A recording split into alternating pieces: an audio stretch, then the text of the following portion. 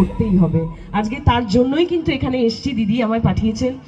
আর সত্যি খুব ভালোবাসা পাচ্ছি আমি।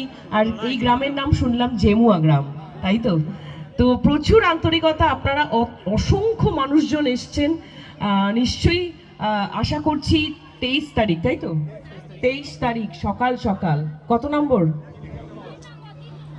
এই যে এই 3 নম্বর বোতাম টিপে আমাদের নরেন্দ্রনাথ চক্রবর্তীকে বিপুল ভোটে ভোট দিয়ে জয়ী করবেন, এই কামনাই করি।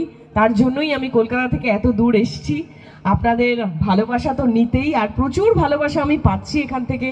আর সব থেকে ভালো লাগছে যে আপনারা কি সুন্দর করে সবাই আমার কথা শুনছেন, আমাকে এতটা আন্তরিকতা দিচ্ছেন, সত্যি খুব স্পেশাল মনে হচ্ছে। আর আমি মানে last but not the least, আমি যার কথা বলতে চাই মিস্টার পঙ্কজ দা, আজকে ওনার ইনভিটেশনে কিন্তু আমি এখানে এসেছি।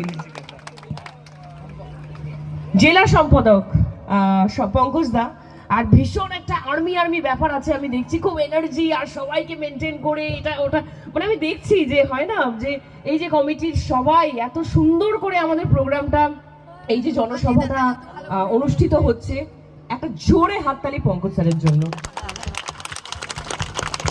এই বিকেলটা দেওয়ার জন্য পঙ্কজ দা আমাকে অনেক অনেক ধন্যবাদ। আর সকালের অভিজ্ঞতা তো দারুণ, মানে আকাশে সূর্য মামা আর কি প্রচন্ড প্রখর দৃষ্টিতে আমাদের দিকে তাকিয়ে আছে, কিন্তু যখন আমি জনসভায় নরেন্দ্র স্যারের সাথে যাচ্ছি এত ভালোবাসা পেয়েছি। আর মানে 8 থেকে 80 দেখছি সবাই ওনাকে ভালোবাসেন, নরেন্দ্র স্যারকে আর আমাকেও, তো খুবই ভালো লাগছে। তো মনে করিয়ে দিলাম, আবারও মনে করিয়ে দিতে চাই যে 23 তারিখ সকাল সকাল জাস্ট কোনো কিছু না ভেবে ভোট বুথে গিয়ে 3 নম্বর বোতাম টিপে তৃণমূল কংগ্রেসকে ভোট, প্রচুর ভোট, প্রচুর প্রচুর যত পারবেন ভোট দিয়ে, পরিবারের সবাই মিলে যাবেন, ভোট দিয়ে জয় করুন, এটাই বলবো।